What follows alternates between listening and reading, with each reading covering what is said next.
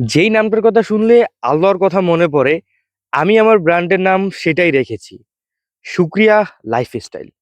শুকরিয়া লাইফস্টাইল নামটার পিছনের গল্প বা এই নামটা রাখার উদ্দেশ্যটা আজকে আমি শেয়ার করব। শুকরিয়া লাইফস্টাইল শুরু করার আগেও কিন্তু আমি ২ টা বিজনেস শুরু করেছি। সেই বিজনেস থেকে অনেক ভুল করেছি, অনেক শিখেছি এবং অনেক পরিমাণ লসও হয়েছে। সেই ভুল থেকে শিক্ষা নিয়ে আমি আবার আমার নতুন যাত্রা কিন্তু শুরু করেছি। এবার শুধু লাভের আশা করে ব্যবসাটা শুরু করা না, বরং ব্যবসার মাধ্যমে আল্লাহর সন্তুষ্টি অর্জন করা, একটি ইসলামিক লাইফস্টাইল ব্র্যান্ড তৈরি করা। শুরুতেই চাইলে আমি করতে পারবো না, আস্তে আস্তে কাজ করতেছি। ইনশাআল্লাহ একদিন একটি ইসলামিক লাইফস্টাইল ব্র্যান্ড তৈরি হবে, এই শুকরিয়া লাইফস্টাইল। শুকরিয়া শব্দটা এসেছে শুকুর থেকে, যা অর্থ হলো কৃতজ্ঞতা বা ধন্য হওয়া।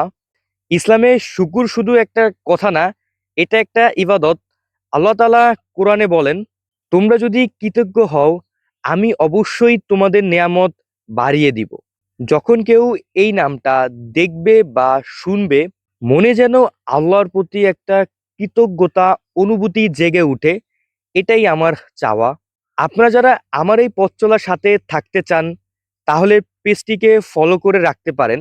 ইনশাল্লাহ খুব শীঘ্রই আমাদের প্রথম কালেকশন আসছে। আমার সাথে থাকার জন্য আপনাদেরকে অনেক অনেক শুকরিয়া।